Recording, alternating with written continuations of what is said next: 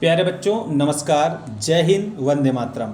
देखिए, आपको आज मैं रचना की दृष्टि से वाक्य के भेद बताऊंगा।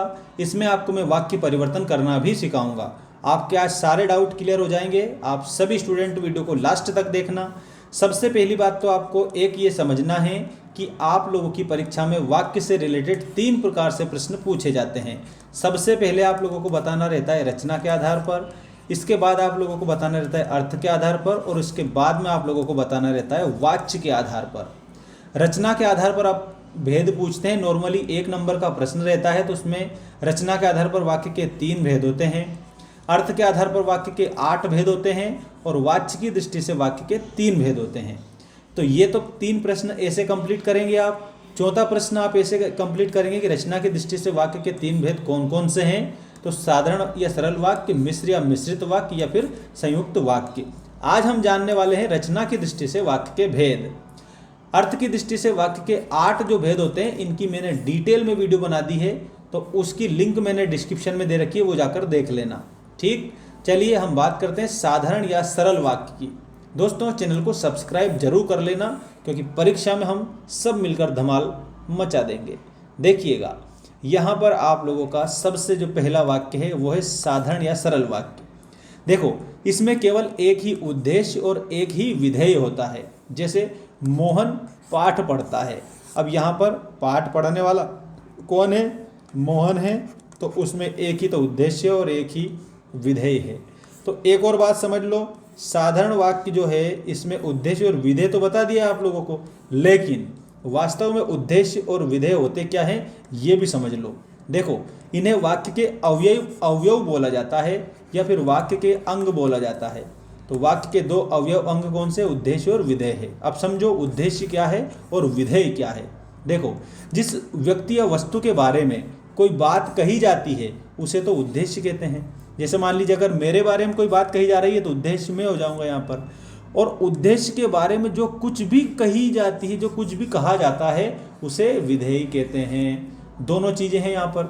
जैसे यहाँ पर एक तो व्यक्ति है, वो तो उद्देश्य हो जाएगा, और व्यक्ति के बारे में जो बात की जा रही है वो बात जो है वो क्या हो जाएगी? वो बात हो जाएगी विधेय हो जाएगी। ऐसा है। अब आपको उद्देश्य और विधेय समझ आ गया होगा। तो जिस वाक्य में एक ही उद्देश्य और एक ही विधेय हो उसको हम साधारण वाक्य कहते हैं। कौन सा वाक्य कहते हैं? साधारण वाक्य कहते हैं। एक ही कर्ता और एक ही भाव हो। कर्ता कौन है? एक ही कर्ता है, एक ही प्रकार का भाव है। तो एक ही कर्ता और एक ही प्रकार का जो भाव होता है, वो जो वाक्य होता है वो भी कैसा वाक्य है? वो भी साधारण वाक्य ही होता है। अब एक और बात मैं बता देता हूँ, उद्देश्य का मुख्य अंश क्या है? कर्ता है। कर्ता के विस्तार को उद्देश्य का विस्तार भी कहते हैं। उसी प्रकार से कर्म, कर्म के विस्तार, पूरक, पूरक के विस्तार, और क्रिया के विस्तार को विधेय का विस्तार कहते हैं।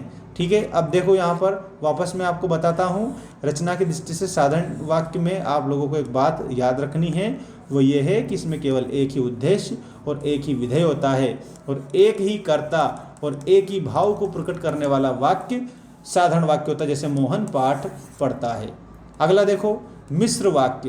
देखो, इसमें एक मुख्य उपवाक्य होता है और एक या एक से अधिक आश्रित उपवाक्य होते हैं। देखो, मिश्र वाक्य के आश्रित उपवाक्य 3 प्रकार के होते हैं। अब देखो, या तो संज्ञा उपवाक्य है, या विशेषण उपवाक्य है, या फिर क्रिया विशेषण उपवाक्य है। संज्ञा में तो याद रखना कि किसी व्यक्ति, वस्तु, स्थान या भाव के नाम को संज्ञा कहते हैं। विशेषण, संज्ञा अथवा सर्वनाम शब्दों की विशेषता बताने वाले को विशेषण कहते हैं। क्रिया की विशेषता बताने वाले को क्रिया विशेषण कहते हैं। तो ये संज्ञा विशेषण और क्रिया विशेषण उपवाक्य जो होते हैं, ये 3 प्रकार के होते हैं जो कि मिश्र वाक्य में पाए जाते हैं। जैसे मैं चाहता हूँ कि गर्मियों में तुम हमारे घर पर रहो। एक तो ये हो गया मैं चाहता हूँ, दूसरी कि तुम मेरे घर पर रहो, एक ये है। तो कुल मिलाकर एक ये वाक्य है ना, इससे डिपेंड कौन सा है? ये वाला डिपेंड है। इसी प्रकार से वह लड़का भाग गया, एक वाक्य हो गया, और जिसने चोरी की थी, ये दूसरा उपवाक्य हो गया। मतलब इसी वाक्य से ये वाक्य जुड़ा हुआ है, इस वाक्य से ये वाक्य जुड़ा हुआ है। तो यहाँ पर आपको याद रखना है कि जिसमें एक मुख्य तो उपवाक्य होता है, एक या एक से अधिक उस पर आश्रित होते हैं, तो वहाँ पर मिश्र वाक्य होता है। जैसे मैं तब पहुँचा जब बारिश हो रही थी। तो देखो, मैं तब पहुंचा एक वाक्य हो गया, और जब बारिश हो रही थी इसका उपवाक्य हो गया। तो यहाँ पर ऐसे वाक्य को कौन सा वाक्य कहा जाता है? मिश्रित वाक्य कहा जाता है। इसके बाद देखिए संयुक्त वाक्य। संयुक्त वाक्य में क्या होता है ये समझ लो आप सभी। जिस वाक्य में एक से अधिक प्रधान उपवाक्य हो, जैसे मान लीजिए एक, अभी मैंने एक प्रधान उपवाक्य बोला और एक आश्रित बोला, अब इसमें सारे प्रधान, एक प्रधान, दो प्रधान, तीन प्रधान, इतने जितने भी वाक्य आ सके वो सभी प्रधान होते हैं। तो एक वाक्य में एक से अधिक प्रधान उपवाक्य हो तो उसे संयुक्त उपवाक्य कहते हैं। जैसे इसमें क्या क्या होता है? दो सरल वाक्य हो सकते हैं, एक सरल और एक मिश्र हो सकता है, दो मिश्र वाक्य हो सकते हैं। समझ गए ना? या तो दो सरल हो जाएंगे, जैसे मैंने आपको बताया, एक ही उद्देश्य और एक ही विधेय को प्रकट करने वाला सरल वाक्य होता है, एक ही कर्ता, एक ही क्रिया, एक ही भाव को प्रकट करने वाला वाक्य सरल वाक्य होता है। तो दो सरल वाक्य अगर हो जाते हैं, मिल जाते हैं, वो जुड़ जाते हैं तो वो संयुक्त बन जाते हैं। एक सरल और एक मिश्र हो जाता है तो वो संयुक्त हो जाता है। दो मिश्र वाक्य हो सकते हैं तो वो भी संयुक्त में आ जाएंगे। जैसे तुम यहाँ से जाओ और सोहन को बुला कर लाओ। ठीक, तुम यहाँ से जाओ एक सरल वाक्य, सोहन को बुला कर लाओ दूसरा सरल वाक्य, और दोनों किससे जुड़ गए? संयोजक से जुड़ गए, और उसको बुला लाओ, तो यहाँ पर संयुक्त हो गए। संयुक्त में जुड़ जाते हैं वाक्य संयोजक से, याद रखना बेटा सभी। अब अगला है, ये मेरा यह विचार है कि यदि वर्षा नहीं होगी तो फसल नष्ट हो जाएगी। अगला मिश्र वाक्य में, जब तुम पहुँचे तब सब आ रहे थे और जब तुम खाने बैठे तब तक तो बस चली गई। तो इस प्रकार के संयुक्त वाक्य कहलाते हैं। अब वाक्य परिवर्तन देख लो आप सभी। सरल वाक्य यह है, मैंने एक बहुत लंबा सांप देखा। मिश्र वाक्य में, मैंने एक सांप देखा जो बहुत लंबा था। सरल वाक्य में, सुबह शाम कसरत करने वाला आदमी इनाम जीत गया। मिश्र वाक्य में, जो आदमी सुबह शाम कसरत करता था वह इनाम जीत गया। सरल वाक्य में, शिशु दूध पीकर सो गया। संयुक्त वाक्य में कैसे बनाओगे? शिशु ने दूध पिया और सो गया।